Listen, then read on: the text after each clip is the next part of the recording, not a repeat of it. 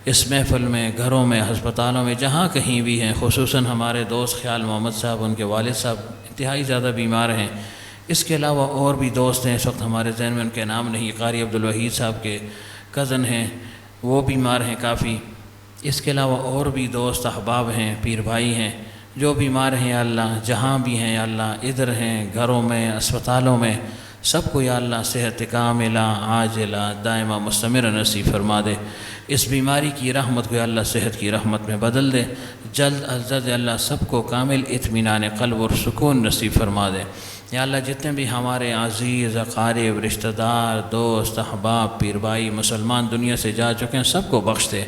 خصوصاً ہمارے دوست بحالی والے نوید صاحب، ان کے غالباً تایا تھے، تایا چچا، وہ فوت ہو چکے ہیں، یا اللہ ان کو تو بخش دے، آنے والی منازل آسان فرما۔ جتنی بھی برزخی خوشیاں بند ہیں مومن کے لیے تو نے رکھی، بتمام ہو ان کو نصیب فرما۔ ہمیں بھی یا اللہ ایک سخت سفر کی تیاری کی توفیق عطا فرما۔